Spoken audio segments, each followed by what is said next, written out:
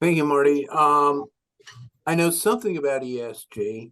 I just dress well. I'm going to do the following. I'm going to quickly introduce the three speakers on a very high level, and then go back and give a little bio. And each speaker will speak for about 10 minutes, allowing about 5 minutes for a question. We'll start with Julie Kane. And I happened to watch this debate thing last night, and it reminded me of Ronald Reagan saying that bright, shining city on the hill. And that analogy stuck in my brain, but I don't remember it precisely. But what Julie Kane has is a mutual fund symbol DMCY, and it's a democracy index. And I'm a money manager, and I think that the US markets are overvalued, and I think that investing abroad makes a lot of sense to me.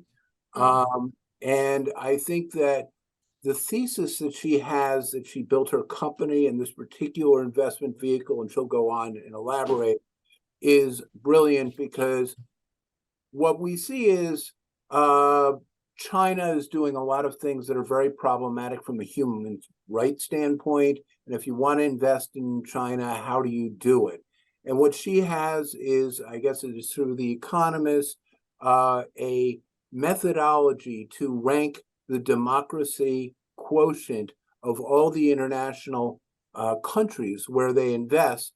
And so she has a index that you can invest in, symbol DMCY. So the call to action is, if you want to have some international exposure, she offers those products.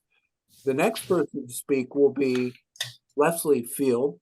It was funny, I got a hold of her VC or CV, curriculum vitae, and it is the most impressive CV I have ever seen, with a possible exception. Oh dear, that's reminding me that I'm up. Excuse me. With the possible exception of John Paulson, who I met in 1996, and he had 36 million under management. And I was a broker, and I was handed the account. 36 million is a rounding error for many people in California. But he sent me his resume, and it was like, I'm like, nobody's ever faxed me a resume before I met him, but he's like summa cum laude Harvard. I'm like, that's pretty good. Microeconomics and statistics, and Baker Scholar. And then I met him, and I thought he was the smartest guy I ever met, and never called him again, only to watch him become one of the most successful investors in the United States. So just to give you a taste of how astute Dr. Leslie Field is, she has a BS and master's degree in chemical engineering from MIT, and also an MS and PhD in EECS from Berkeley. And what she's doing really gets to the heart of the passion that we all have when people think about ESG. A lot of people are worrying about the world burning up. She is working on technology to stop the polar ice caps from melting. And her company is a private nonprofit called Bright Ice. And what you all should do, or with your clients, will be contact Dr. Field and find out where you can send her a check to fund her nonprofit, so that we stop the ice caps from melting, which will lead to water rising and all that. And she'll explain that, and with her considerable scientific background, she'll give us a lot of detail there. And then last but not least is Victor Sauers. And Victor is a fascinating guy. He's a serial entrepreneur with significant engineering background. And he focuses on what I like to call as tip of the spear. So in other words, where are the bottlenecks in looking at transition kind of technologies and opportunities? And he's going to discuss those in depth. And what you should do after that, if you like what Victor is saying, or saying, geez, that kind of resonates, is give him a call, and you should have his contact information. But without any further ado, I'm going to go back to the first person, Julie Kane. Julie was actually a pilot for the Air Force, and she's now the managing partner over at Democracy Investment, has a considerable Wall Street type background. And if somebody could turn off the speaker where Marty is, I think that's general. Maybe, I'm not sure whether I can do that. It's Tyson, it's unfortunate. We really can't do that. So. Okay. Without any more ado, Julie, tell us about your company and tell us why I'm right and everyone ought to start making their international allocation through DMCY. Thank you, Tyson, for that wonderful introduction. And thank you, Marty, for bringing us all together. I really enjoyed our ESG panel at your last event in San Francisco, and love how we get down to brass tacks really quickly. So our mission at Democracy Investments is to provide an alternative for international exposure that takes into account geopolitical risk. And as Tyson mentioned, I began my career as an aviator in the Navy, actually, and I became aware of trends in democracy at a very young age. I was recruited out of the Navy by SEI Investments, and our exchange-traded fund now sits on SEI's platform. So I've literally gone full circle from where I began my career to now managing a fund that promotes democracy. We formed our company over 3 years ago when we were able to secure an exclusive license to use the Economist Magazine Democracy Index for financial products globally. As soon as we secured that license, we started our first strategy, which is an all-world ex-US replacement. The methodology is we start with the same basket of 2,900, large cap and mid cap, mostly in developed markets, 15% in emerging markets.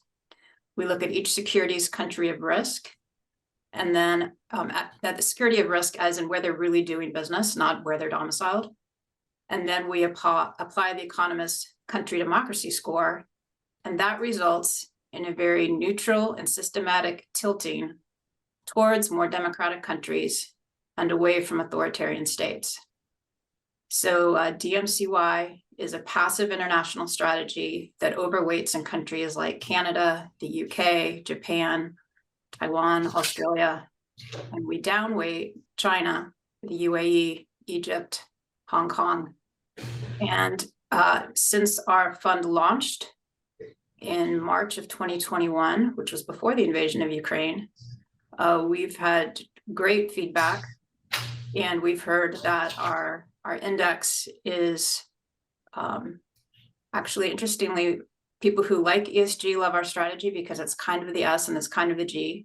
And then people who are anti-ESG like our strategy because we're completely systematic and transparent. We're using publicly available information. The Economist has been publishing the Democracy Index since 2006 with 60 different indicators, which are on my website. And those indicators roll up into themes such as electoral process, functioning of government, political participation, and civil liberties. We've also heard that there are many ESG strategies that are not accounting for human rights. We've all read about the greenwashing, et cetera, but there could be environmental strategies that are investing in wind farms and solar panels made by forced labor. 2/3 of the world's solar panels are made by forced labor. So our strategy is naturally ESG friendly because democracies are more focused on ESG, and we're incorporating geopolitical risk and accounting for human rights. So that's our strategy. You can find more information at democracyinvestments.com. And as Tyson said, we're looking for folks who want to allocate to our fund. It's available on any brokerage platform. And, generally the rule of thumb is for a 60-40 equity fixed income portfolio, 15% should be in international. Over the last year, international has outperformed the US, and we've had a lot of interesting discussions up to this panel. I know we saved the best for last. But would love to take any questions before we move on to the next speaker. I have a couple of questions, if you don't mind. Sure. What's your benchmark? So we use an all-world ex-US index. So it's just like MSCI and FTSE, which is used by MSCI is used by BlackRock and State Street. FTSE is used by Vanguard. We use the same benchmark, but we're using Solactive. It's a German company that's much cheaper than MSCI and FTSE. We actually lost 2 months trying to negotiate with those better known firms, and then we found Solactive. I highly recommend them for anyone looking into the index business. They're doing a great job, and they give us the same basket of the same starting point. So our benchmark is the all-world ex-US index. How's performance? Performance, we have outperformed the BlackRock equivalent of, which is market cap weighted only. We're market cap and democracy weighted since inception 2.5 years ago by 5%. So how do you guys deal with, a lot of things are anti-democratic. So I'll give 2 examples, right? My first example is Ukraine, which, allegedly we're fighting this war to save democracy, but Ukraine has suspended all democratic rights. How do you account for that? So Ukraine is not in our index. They're not a developed market or an emerging market. So we're not there. It's not relevant for our all-world ex-US index. And we were in Russia when we launched. We downweighted them by 55%. And then as soon as the sanctions came out, we dropped them when everybody else did. And then what about Africa? You have no Africa in your portfolio? No, that's a frontier market. We'd like to do a frontier strategy in the future, but right now for our first strategy, all world ex-US, and people are replacing their developed market or emerging market, their EFO or their EM with our strategy.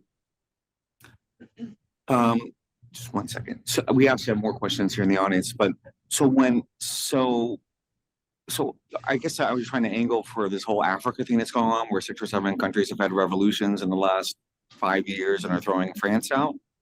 And what's the impact, when countries like France or England pass laws on free speech against, like, I think England just passed something against free speech. Does that work into your index at all, or how do you work? How does that work out? Or Yep, freedom of speech is one of the factors the Economist tracks.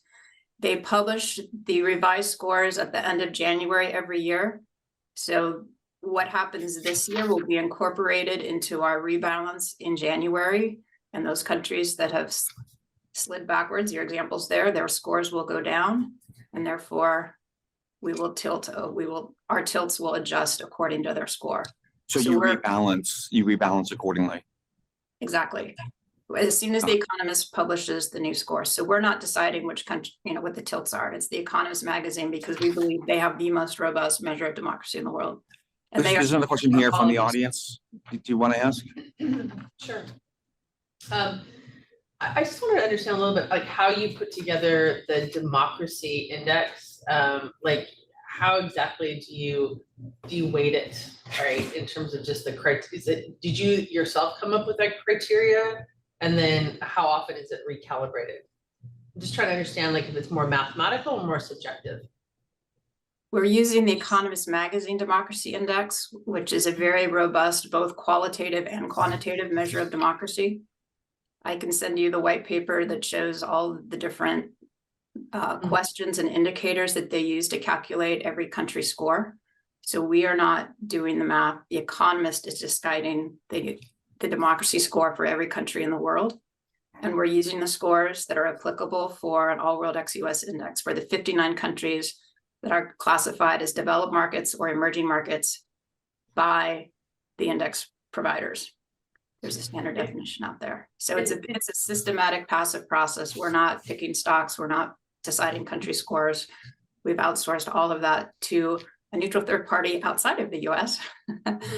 And we think we've heard there are other democracy indices out there that are not as robust. So we're really pleased that we've been able to partner with one of the most respected ones in the world.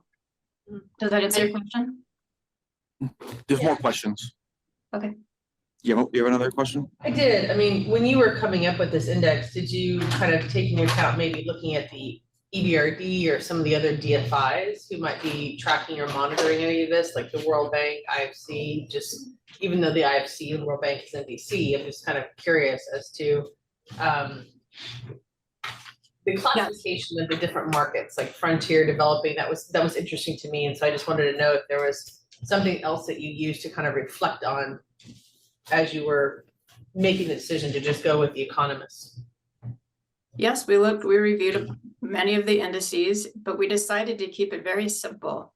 So it would be very easy to explain to investors. And by using one index that's highly respected with brand recognition and having our first product be a very simple all-world ex-US replacement, we think that's a better way to incentivize democracy, because if we got to be as big as a Vanguard fund, that would incentivize authoritarians to increase their democracy scores as defined by The Economist magazine to get more capital. And they'll be able to look that up. Not all the other indices are as transparent and easy to understand. There are some that are like really complicated, but The Economist Democracy Index, they've been around a long time.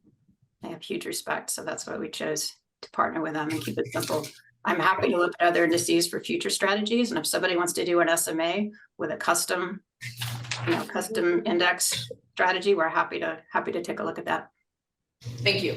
Another question, one more question.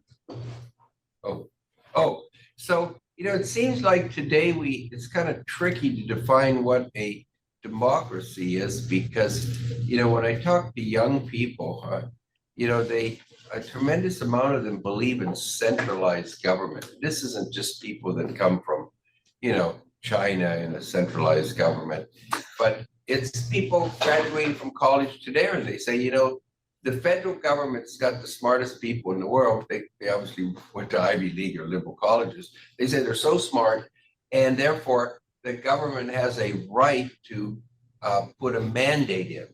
Now you're seeing the Supreme Court saying, look at guys, agencies don't have the ability to have mandates beyond what was defined specifically by Congress. And so the question I ask you is that, what happens to, governments, and, Biden's given a lot of mandates in terms of gas stoves and other things like that weren't specifically legislative, because he's taken it under this big umbrella of climate change. So is that still a democracy? Because in central governments, big companies get tremendous amounts of power. When there's wars, big companies, look at in Germany, in Japan, in the United States now, they mandate EV, climate change. They get tremendous amount of benefits. And so is that then still a democracy, or how do you measure, or do you account for something like that? Again, we're relying on The Economist magazine and their interpretation of measures of democracy. And we are intentionally an ex-US strategy because we wanted to stay out of the debate around. Okay, yeah, okay. So Yeah. you don't have to deal with me then. No. Just real quickly, Okay. can you name, outside of Russia, a couple of countries that have been taken off the list and a couple of countries that have been added? For our strategy, only Russia has been dropped, and there are no new countries have been added. Can you talk about solar panels? We were talking before this, and you said where they're made and why there are human rights abuses, and arguably why maybe we should be making them in the US as opposed to China. Could you address a little bit about that? Yes, 2/3 of the world's solar panels are made in the Xinjiang region of China, where the Uyghurs are experiencing genocide. And there's been more and more in the press over the last 3 years raising awareness to consumers, not only for solar panels, but all the other industries that have used that labor pool. And it's been called out as genocide by the White House. However, a lot of the ESG strategies continue to include companies that use that forced labor. They also, in the top 10 holdings of the international index of my benchmark that I start with, and in the large international ESG indices, have Tencent and Alibaba, which are both creating technology that contribute to the surveillance state and surveilling that region. So I like to ask, how is that ESG? We're not accounting for human rights if those are in your top 10 holdings. Thank you, Julie. I think that's great. Marty, can we move on? Yes. Okay, well, Dr. Leslie Field, brilliant woman that she is doing what we all want to see, and that's stopping the polar ice caps from melting. Please do justice to your bio and what you're doing and your nonprofit, and talk a little about the technologies that you're working on developing, how they would work, and how if this inspires people or people who are clients of some of these family offices that they want to support what you're doing. First, thank you so much, Marty, for inviting me here, and Tyson for this incredibly kind introduction. I'm taking the liberty of trying to race through a PowerPoint because I think, given limited time and some of what I hope everybody will walk away with, this might be the best way to get that communication done. So, it's about Leslie, please, no more than 10 minutes of this, okay? Understand. Yep. Okay. A lot that you have to worry about is loss here, right? I've been really struck with the financial aspects of what everybody's been speaking about. And there are so many things that we could work on. I like to work on things that have the highest leverage and that, resilience and recovery do matter. I don't really believe in one global, solution that's going to do it all. That the ones proposed seem to have unknown risks at this point. I work on 3 areas. I work on this nonprofit preserving reflective glacial ice these days, Bright Ice Initiative. I work on sustainable solutions through small tech consulting. Historically, that's been mostly biomedical devices, but we're shifting to a water focus. That's going to be absolutely critical. And for the last 14 years, this will be the 14th year. I've been teaching an annual quarter-long class on engineering, entrepreneurship, and climate change. And historically, we've welcomed auditors. So if anybody wants to hear a lot more, it isn't just me. I get in some really wonderful guest lectures too. So we all learn together. Let's get down there. There's Stanford. So that's the name of the class. You'd be welcome to audit if you want to get in touch with me. And this thing about loss, I put in a question yesterday about the insurance industry and our home insurance and what's going to happen to our home values here in California as wildfires and floods are both issues for us. This is data by NOAA, right? National Oceanic and Atmospheric Administration, one of the most credible U.S. Institutions there is on this sort of thing. And we've already lost over $2 trillion in the U.S. alone over the last several decades. And so this shows how the annual averages have actually been increasing. That is, this is accelerating. We're in a lot of positive feedback loops, or, the faster things happen, or the more things happen, the faster things are continuing to happen. And it's why this is a really urgent race.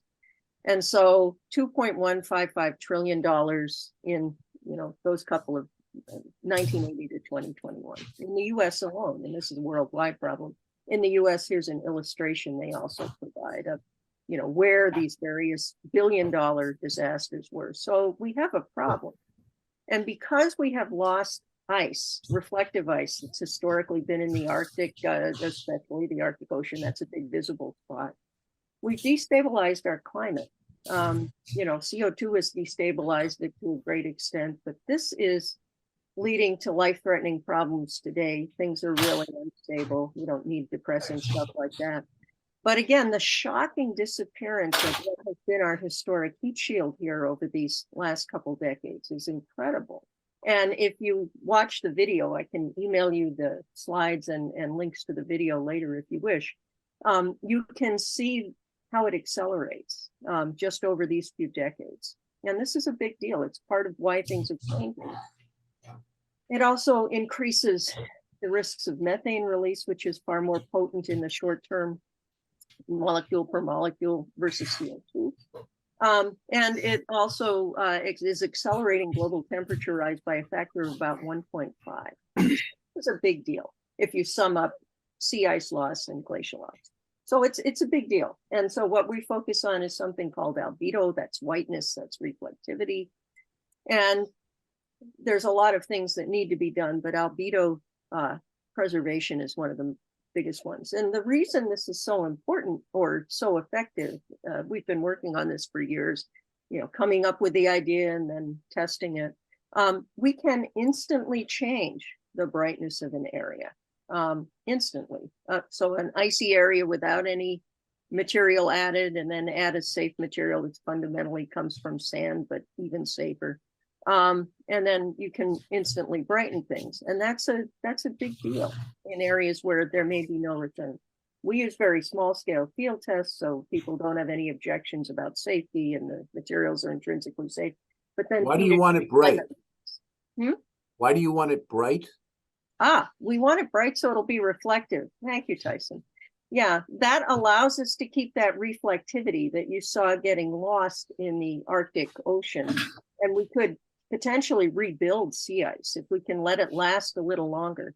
And what we have found, and we've got peer-reviewed papers out on this, what we found is that we can slow the ice loss by something like 30% in the particular pond that we were working on, Homeowner Pond in Minnesota.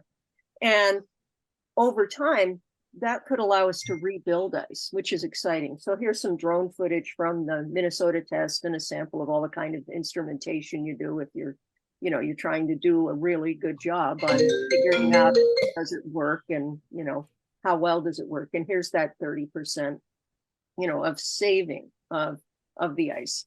And that then, given that snow and precipitation should still be happening for a while at least, gives you the potential to rebuild ice.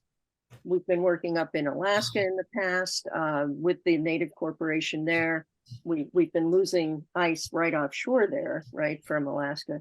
It's hard to get permissions for sea ice testing, so that hasn't happened. And when we got invited to work on glaciers, this video you would find also to be very impactful. You can see the world's largest halving event of ice loss in Greenland.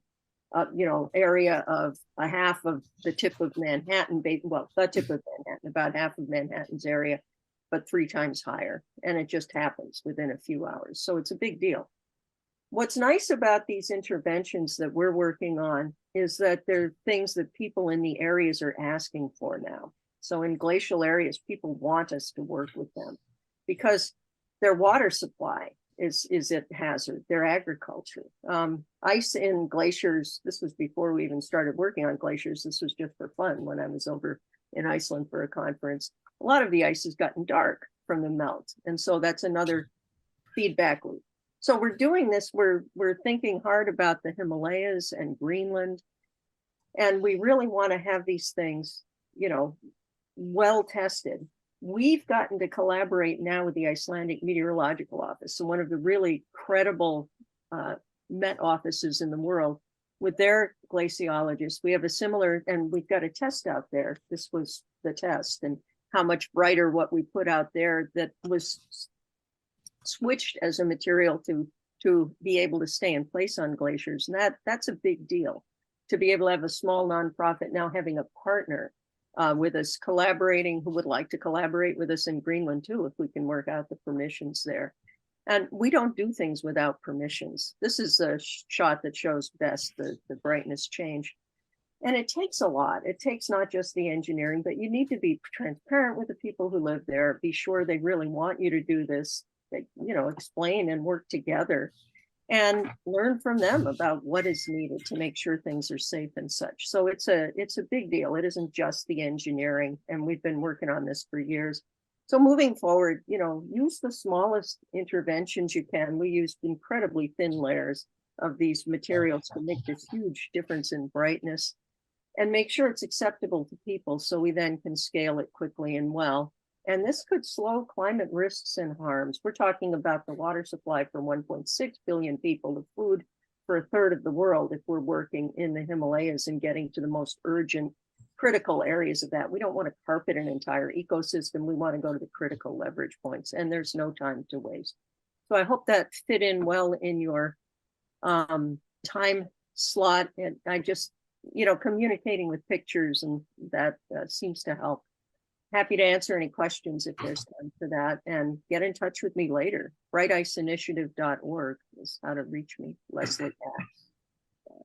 Marty, Hey you got Leslie, any you know what would be questions? really great for this would be if you put together like a 2-pager, one with, you know, a lot of the causation aspects, and then a second page with action items of what we can do.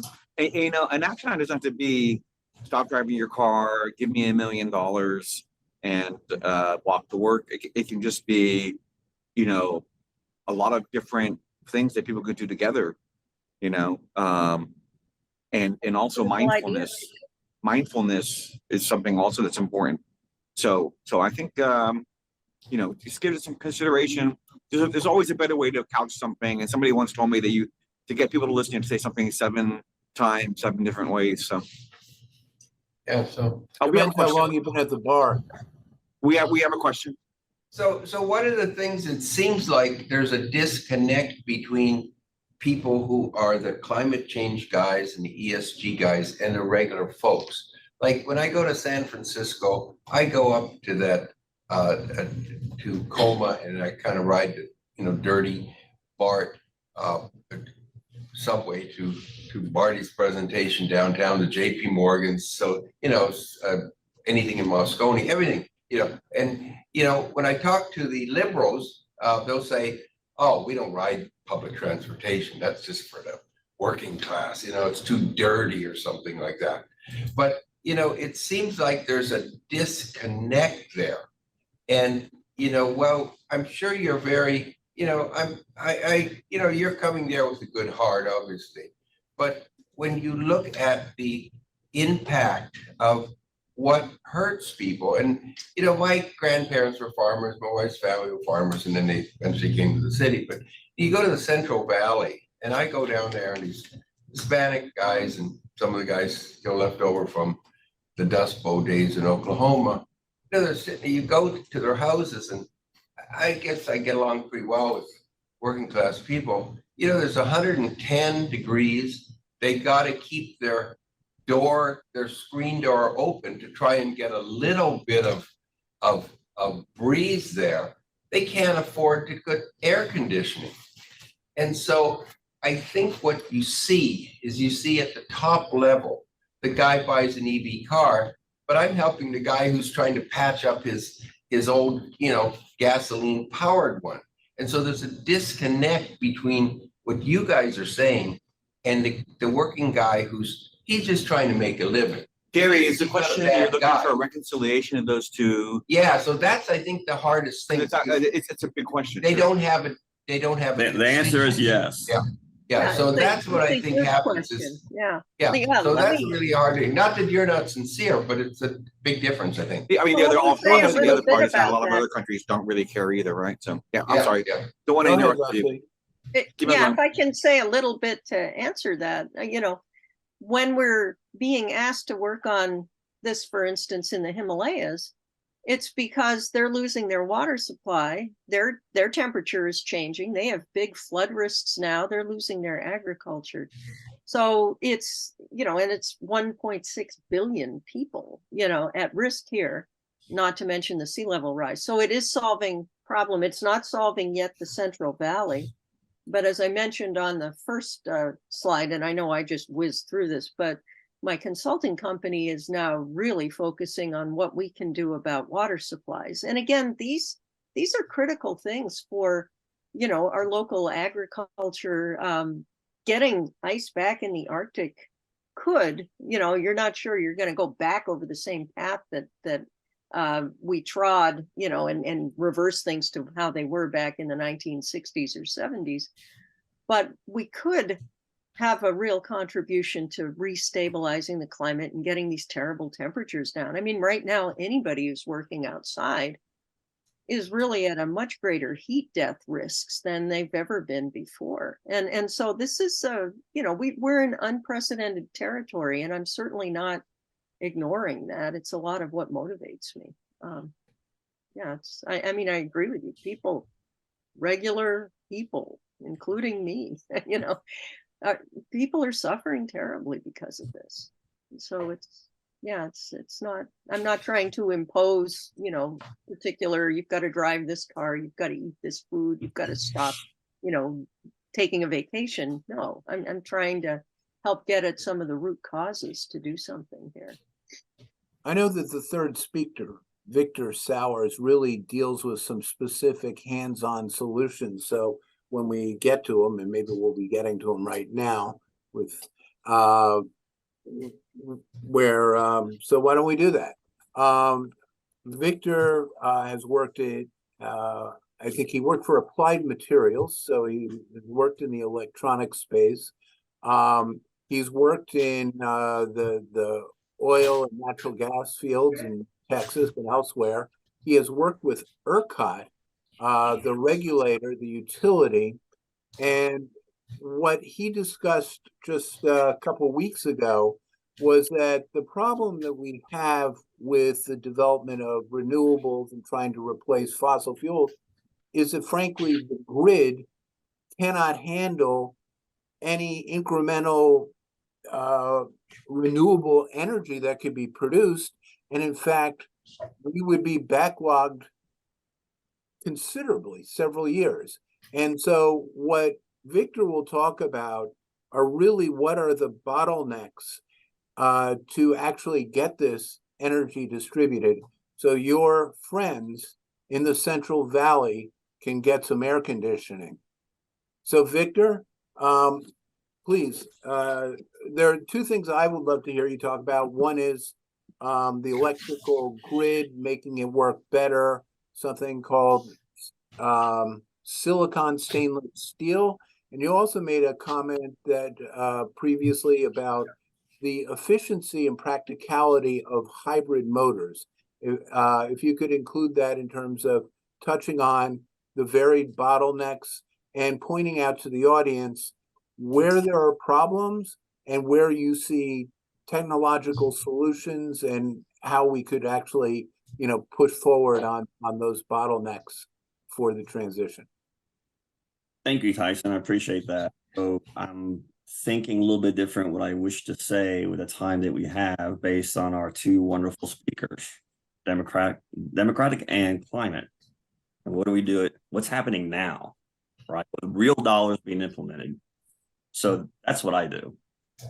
So, I'm the guy that wrote the solar rules for ERCOT and the wind rules, as well as developed the power electronics to do energy storage at grid level.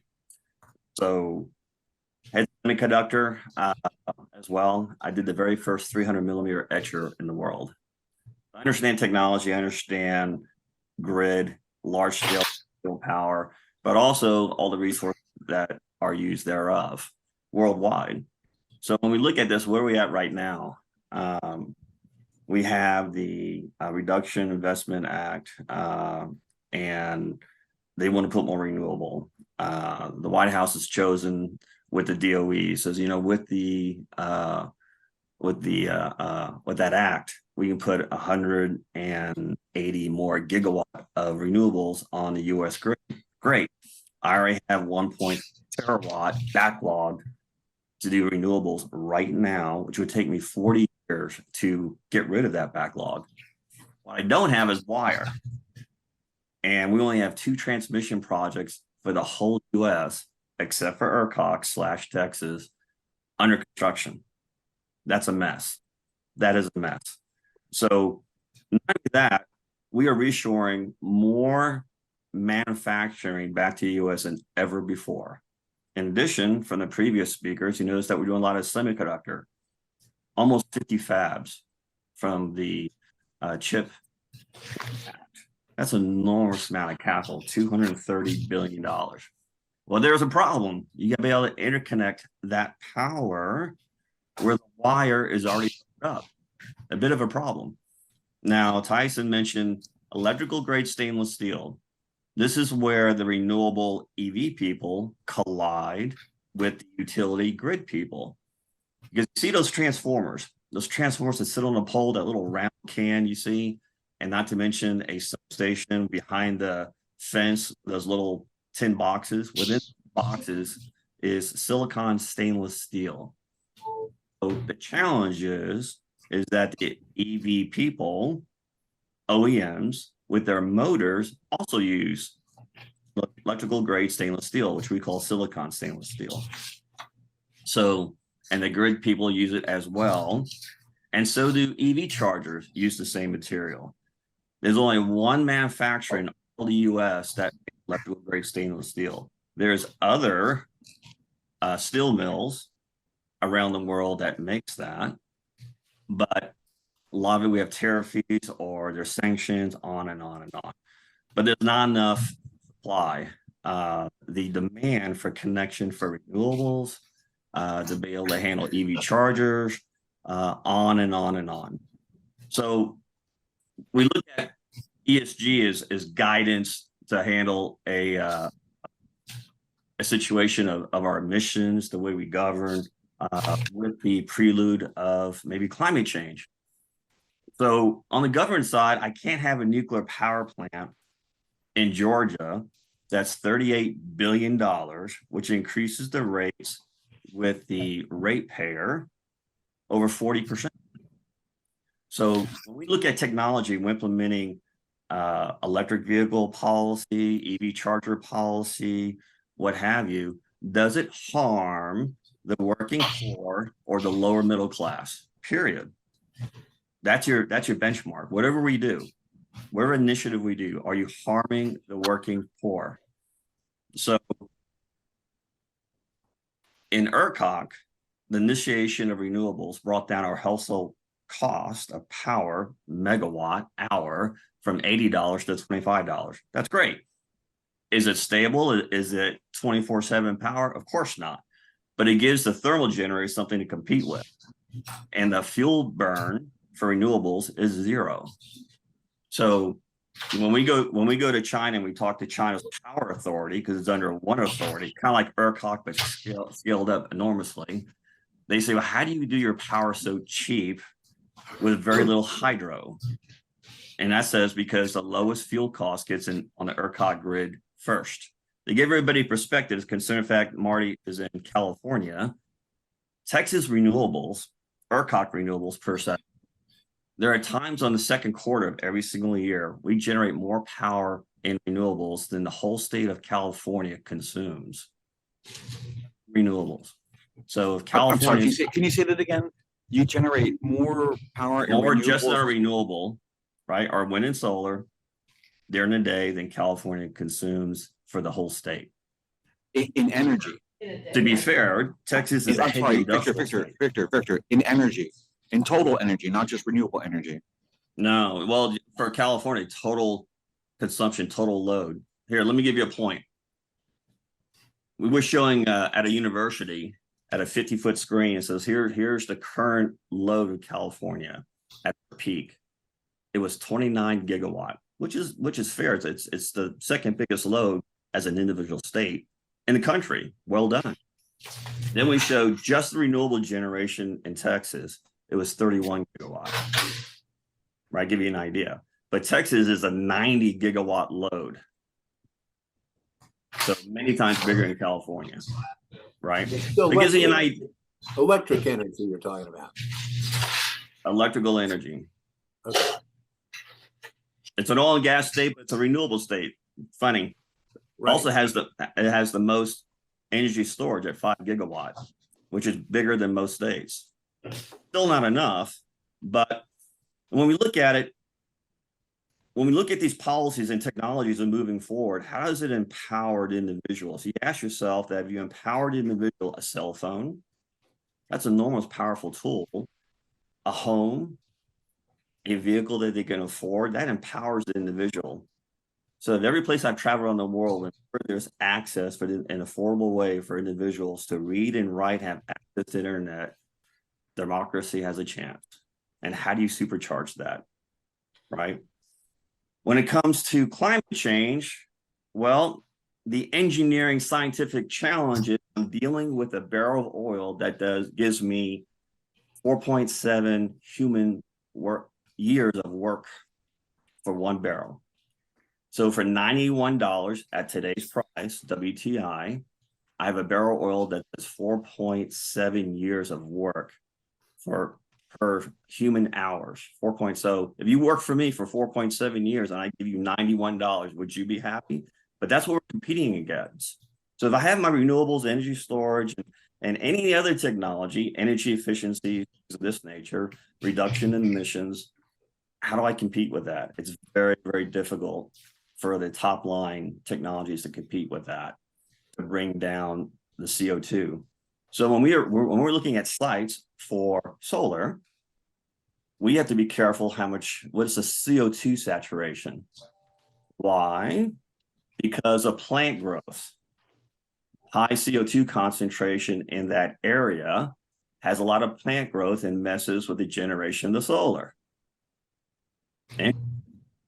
So when I work with other academic experts, PhD students, master's degree students, like, hey guys, think about when you touch something, there's a domino effect. And it's 50 dominoes to the left and it's 52 dominoes to the right. You got to figure that out. Not just a domino that you hit, right? But the other 50. Because if the federal government forces electrical co-ops to do charging stations, and let's say they do 5 charging units or charging units per station per se, like a gas station, but it's an EV gas station, that's 3.5 megawatt. What does that mean? That means most likely the substation upstream from that charging station, they have to rebuild it. Who pays for that? Does that help the ratepayer? Everything that's going into law or policy says the grid has to double. That's probably in the neighborhood of $1.8 trillion. Somebody has to pay that bill. And it usually goes to the ratepayer. So people who are on fixed income or the working poor is devastating, considering the fact 70% of the US population works paycheck to paycheck. And that was before inflation occurred 2021. It's much worse. So you have a teacher making $50,000 a year and actual living is 28%. And that was before COVID. Look what position that teacher's in now. And by the way, now we're going to increase your energy cost from $300 to $600, right? So be careful what we ask for. And how do you do it in a way that doesn't harm the majority of the populace? So if the US is the model because we have an economic might and revenue and opportunity, how do you take that model and apply it to other countries? Think that through, right? Hydrogen. There's a lot of hydrogen. We're doing right now, we're 630 megawatt hydrogen plant. NextEra's put in 1.3 billion to their hydrogen. And I always say, who's your off taker? That's a great deal. Green hydrogen. Where's that green hydrogen going? Like, in other words, who's your off taker? It's usually cruise ships, right? I said, okay, how expensive is that? And it's substantially more expensive. The other thing that what I tell in these conversations I have is for the green, renewable, climate change audience, how many of you feel natural gas is part of the fossil fuel problem? 1,000 hands go up, right? I said, okay, well, let's get rid of it today, right? And let's follow that through, right? A logic. Now, 25% of raw natural gas is used for synthetic fertilizer. That feeds 50% impact on agriculture in the world. So if they lose their fertilizer today, we miss the opportunity to feed 4 billion people. So what's the replacement? And I do have some really smart folks that are working on the chemistry. And he said, well, let's do hydrogen with nitrogen. We can make the ammonia to make the fertilizer. Great. And you're probably right. The problem is price that out. Do you think the working poor can double their food cost? Right? So what's the solution? It is very, very challenging to have technology, as much as we like it, to match the density of a barrel. Trust me, I've been doing it for a long time in actual practice. I got stuff on the ground. I got storage, renewable, wind, efficiency. We did so much building efficiency up in the East Coast where Marty lives that we 5 states of power: Delaware, New Hampshire, Maine. We became so energy efficient. We saw it. You can see the year where we actually dipped down in the US terawatt power when we recovered from the 2008 recession. The load to GDP, which was still 12 trillion there in 2012, it didn't move anymore. Matter of fact, we're only at 1.3 terawatt right now, but yet our GDP is almost 30 trillion. It used to match, right? Power versus GDP doesn't match anymore because we became more efficient, enormously more efficient. It is a challenge. Oh, Go I can ahead. ask. I got, you know, I'm gonna jump in front of Gary. Okay. Because I'm running it.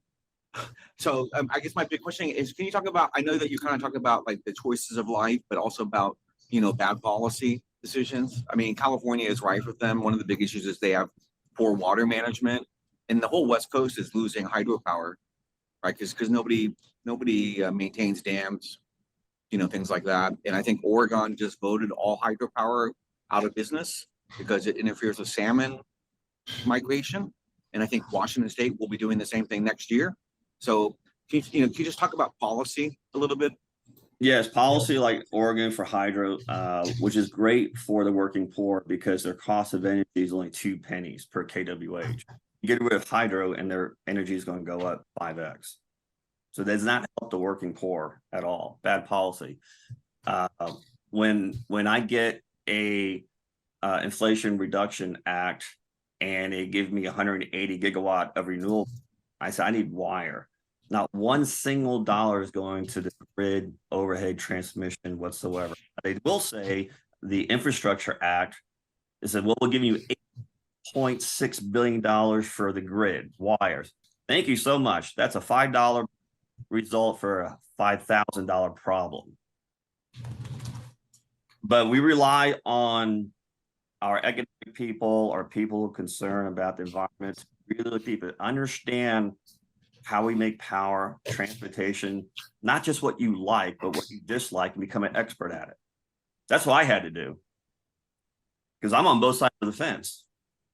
So if somebody were to write you a check, describe in general where you would want to be focusing money to move this forward in the most tangible way.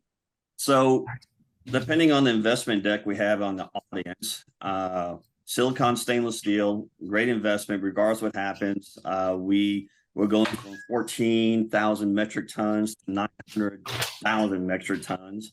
Be nice to bring in the U.S. You get funding from the DOE, the lending department. Jigashaw runs that. Got boosted from 40 billion to 400 billion. So if you want to get in transmission, we need that desperately. FERC, and those are the that is the overseer of grid rules and how transmission is built, put in a new rule just 2 months ago. It's still being fleshed out, but how to expedite transmission projects, because it was taking 11 years and we need to get going in 1 year, right? Because it makes it too expensive.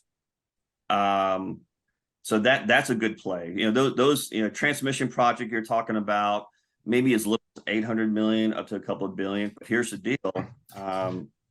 You can do private public funding through the DOE program, and that would be a great play. And the interest rate is very attractive in this market.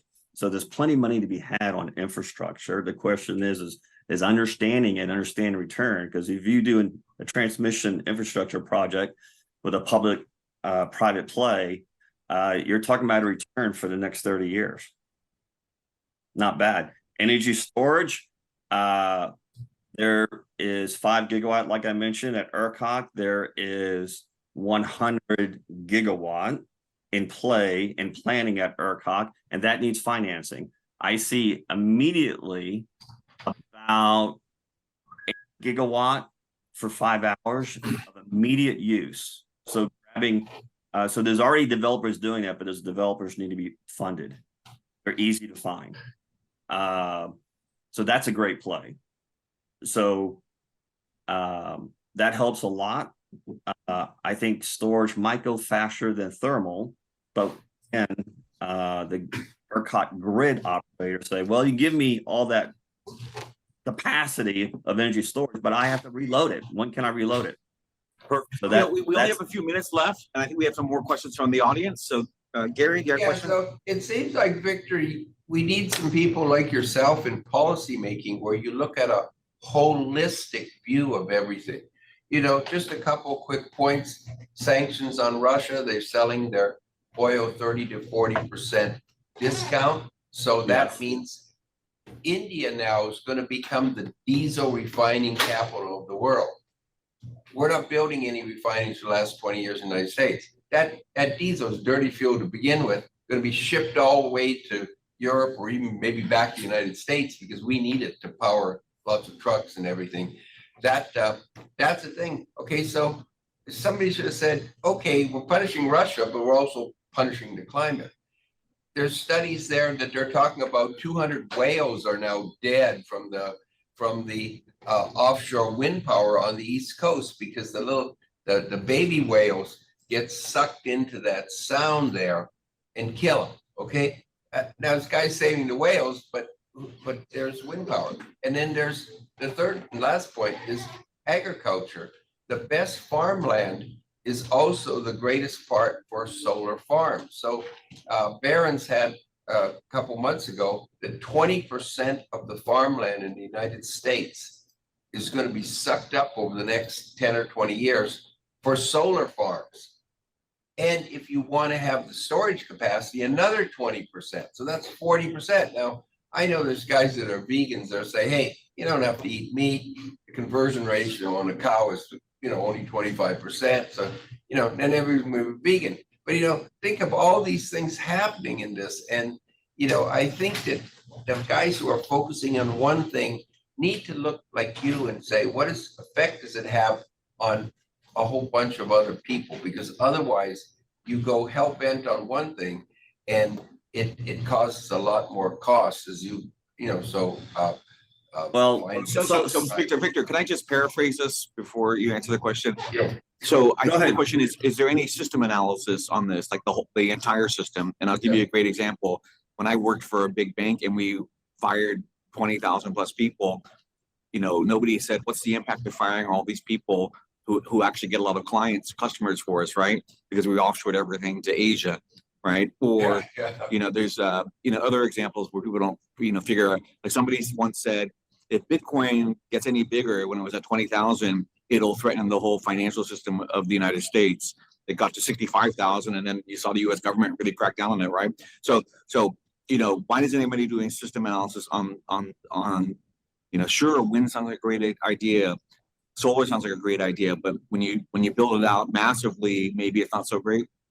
So the issue, regardless of the person, the human's experience and education knowledge, the problem with having that wide band understanding, as mentioned, is that we're human. So our CPU only goes so much regardless of how much experience and knowledge we have, right? So that's a problem. What I have found with my analysts, my best analysts are the ones who are dyslexic. You know why? Because a dyslexic person can take a 4 answer multiple choice and one of them is true and he'll write down or she'll write down the 5th answer and be right.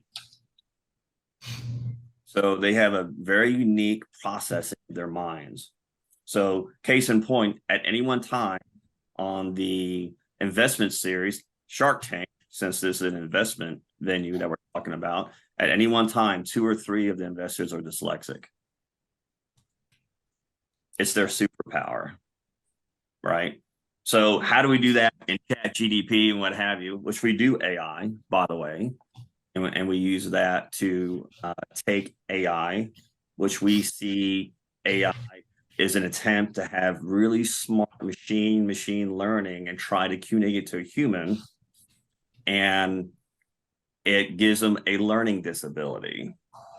So what we've done on our AI is we get results that we don't understand, so we have to use a different program to help it speak English. Great. So we have about 1 minute left. Any other questions from the audience or people online? Tyson, why don't you take it away? I would just ask Leslie and Julie to give, and then Victor to give 30-second recap.